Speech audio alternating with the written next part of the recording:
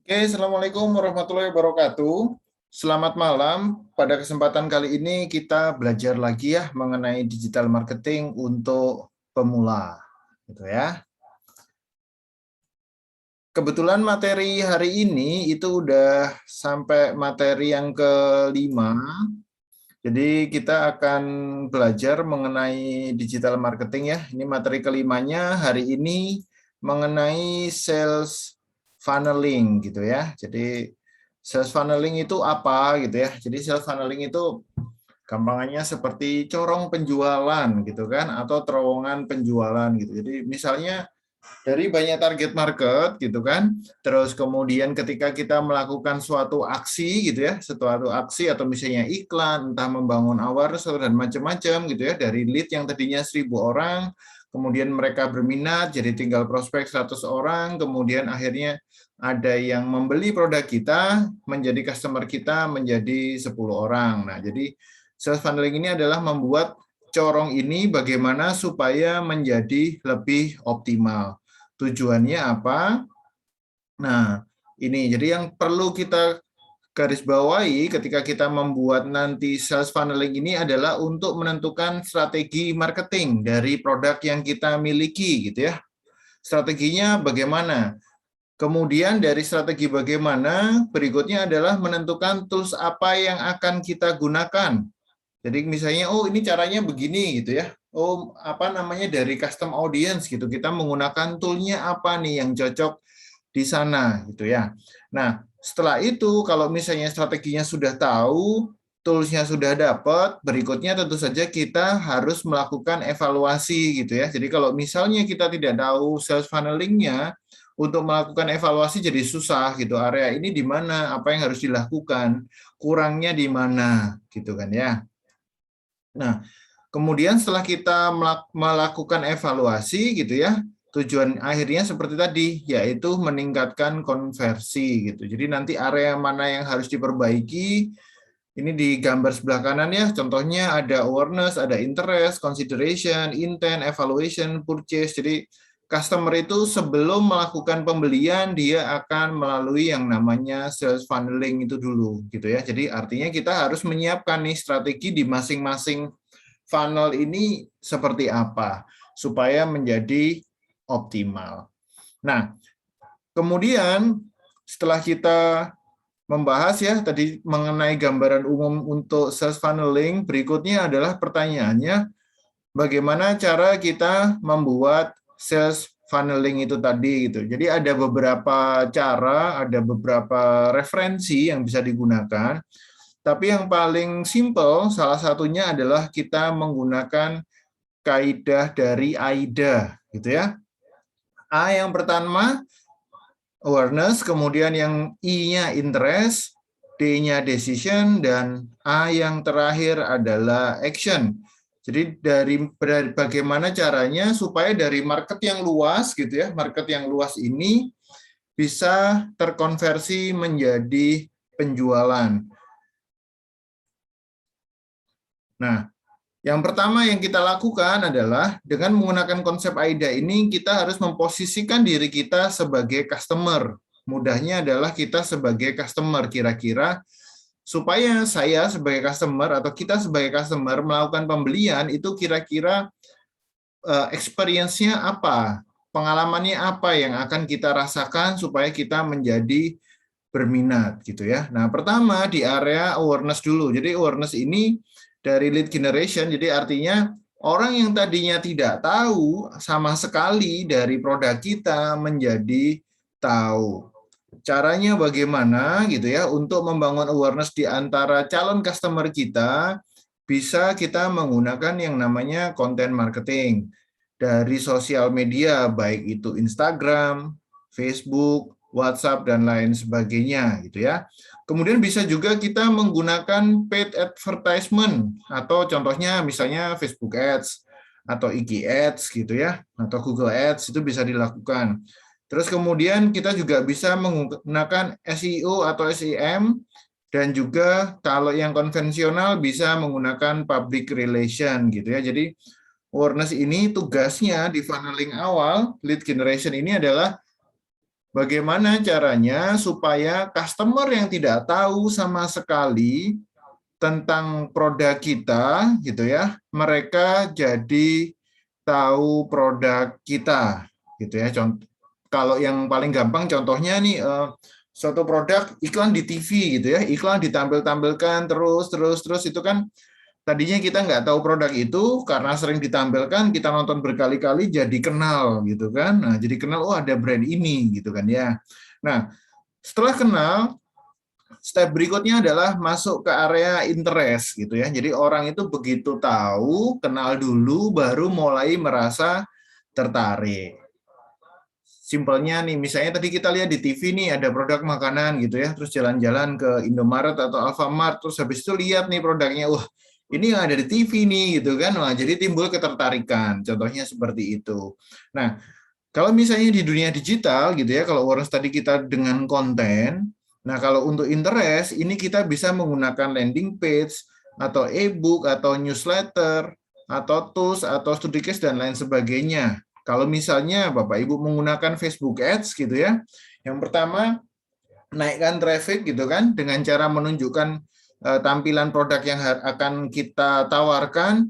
Berikutnya, orang yang melakukan respon terhadap traffic yang masuk itu tadi, itu bisa kita tembak dengan yang namanya retargeting, gitu ya. Jadi itu salah satu fungsi yang ada di Facebook. Contohnya gini, Bapak Ibu lihat iklan di Facebook yang paid promote itu ya. Nah, misalnya Bapak Ibu nge-like atau komentar di salah satu iklan yang ada tulisannya sponsor di Facebook itu tadi.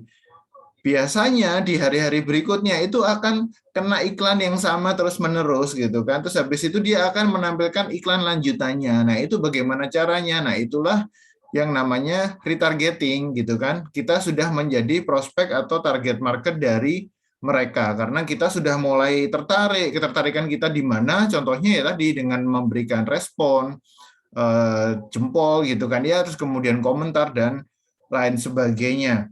Nah, berikutnya adalah masuk ke area decision, gitu ya, di mana customer ini akan memutuskan dia akan beli produk yang kita tawarkan atau tidak, gitu ya. Nah, di sini yang kita perlukan bisa jadi sales page atau misalnya kita melakukan konsultasi, gitu ya, atau melakukan promosi yang lebih menarik lagi supaya mereka ini memutuskan untuk membeli, atau misalnya kita bisa melakukan trial atau memberikan demo, atau ada juga yang melakukan dengan menggunakan email marketing. Nah, tahap yang terakhir di action itu adalah customer melakukan pembelian gitu ya. Jadi di sini kita bisa menggunakan payment system gitu ya, atau payment gateway, bisa jadi menggunakan shopping cart, atau misalnya apapun itu yang memudahkan customer untuk melakukan pembelian terhadap produk kita. Jadi minimal ketika Bapak Ibu mau membuat sales funneling, siapkanlah 4 tahap ini yang ada di depan ini. Dari 4 tahap ini kemudian siapkan tools-nya atau apa yang akan digunakan, dan kira-kira Bapak Ibu sambil membayangkan kalau saya misalnya ada di posisi customer kemudian mendapatkan informasi seperti itu, kira-kira kita rasanya bagaimana? Gitu ya. Nah, setelah kita tadi membuat sales funneling gitu ya, gambaran secara umumnya, misalnya nih di Indonesia itu penduduknya 1 juta jiwa deh, biar gampang gitu ya, 1 juta jiwa. Kemudian dengan iklan yang kita buat, konten tadi katakanlah ada 1.000 orang gitu ya, yang mulai teredukasi atau mulai tahu produk kita. Jadi dari 1 juta turun jadi 1.000 orang yang kenal dengan kita. Dari 1.000 orang yang kenal kita gitu ya, kemudian 100 orang merasa tertarik dengan produk yang kita tawarkan. Dari 100 orang yang merasa tertarik, nanti ada 10 orang yang melakukan action atau melakukan pembelian. Nah, gambaran sales funneling kalau dari angka seperti ini gitu ya. Jadi gambaran yang besar, setelah kita berikan iklan atau kita menggunakan tools marketing yang tadi, lama-lama masuk ke dalam corong yang kita buat ini tadi atau funnel yang kita buat ini tadi gitu. Nah, setelah itu Bapak Ibu dibuat trade konversinya dari target market kita berapa, yang masuk ke leads kita berapa, yang menjadi prospek atau calon customer kita berapa, yang tertarik berapa, kemudian yang menjadi customer kita yang melakukan pembelian itu berapa. Nah, setelah kita tahu gitu ya, kita coba lakukan perbaikan. Kalau misalnya belum sesuai target nih, oh misalnya saya pengennya dari umum masuk lead-nya 1000, dari 1000 ke prospeknya 100, tapi aktualnya kok baru 50 ya prospeknya. Nah, artinya kita perlu melakukan perbaikan terhadap tools-nya, gitu ya, terhadap customer journey-nya seperti apa, gitu kan, supaya dia merasa, wah ini menarik nih, gitu, supaya mereka masuk ke consideration dan lain sebagainya. Setelah kita perbaiki, jangan lupa tes ukur kembali gitu ya. Jadi iklannya diputar lagi, dijalankan lagi funnelingnya, jangan sampai udah diperbaiki didiemin aja, kan nggak bisa gitu ya. Nah, sebagai referensi itu biasanya berlaku hukum Pareto yang 80-20 gitu ya. Jadi misalnya dari 100 dari 1000 leads gitu ya, yang masuk ke step berikutnya nanti itu biasanya sekitar 20% gitu ya, yang sampai melakukan pembelian dan lain sebagainya. Itu umumnya seperti itu. Tentu saja semuanya tergantung dari medianya gitu ya. Jadi nanti akan urutannya seperti itu. Misalnya kalau Bapak Ibu punya produk, sudah nawarkan ke 1000 orang, itu tidak mungkin tidak ada satupun yang membeli produk Bapak Ibu, pasti ada gitu ya. Jadi kalau misalnya, oh ini kok belum laku ya produknya, ya ini kita nawarnya ke berapa orang gitu kan, karena masing-masing sales funneling itu akan memfilter orang-orang yang sesuai dengan produk kita gitu kan. Jadi semakin banyak akan semakin terlihat untuk di situnya ya. Nah, itu tadi. Jadi kalau misalnya Bapak Ibu nanti setelah membuat sales funneling, coba melakukan action gitu ya, misalnya membuat iklan, terus habis itu membuat landing page, membuat sales page, atau misalnya apapun itu bentuknya gitu ya. Nah, yang harus dilakukan itu jangan lupa untuk mengkonversi calon customer Bapak Ibu menjadi customer. Gitu ya, kita sudah membuat landing page, mereka udah tertarik, tapi kalau tidak dikonversikan atau bahasa kerennya di-closingkan, gitu ya, ya jadi tidak ada gunanya gitu kan ya, yang funneling itu tadi. Jadi jangan lupa setelah itu minggu depan kita akan belajar sedikit yang namanya teknik closing gitu. Jadi arahnya kita balik, funnelingnya udah dapat, belajarnya dari bawah baru naik ke atas. Karena kalau kita belajarnya ngiklan dulu, begitu iklan masuk, customer nggak di-closing kan sayang, buat apa gitu ya. Jadi kuatkan closingnya. Nah ini insya Allah akan kita pelajari di minggu depan. Oke, jadi keberuntungan itu bisa diciptakan. Bagaimana caranya? Ya bertemunya persiapan dan kesempatan membuahkan hasil yang kita sebut sebagai keberuntungan. Kadang kesempatan itu datang kalau misalnya kita tidak punya persiapan atau tidak punya kemampuannya, ya tidak jadi beruntung. Kenapa? Tidak tereksekusi. Begitu juga dengan sebaliknya. Jadi tugas kita adalah melakukan persiapan ketika kesempatan itu datang sehingga kita bisa mendapatkan keberuntungan itu tadi. Oke, sekian terima kasih sharing pada kesempatan malam ini ya. Jadi kita akan ketemu lagi di minggu berikutnya di hari Jumat di waktu yang sama. Oke. Assalamualaikum warahmatullahi wabarakatuh.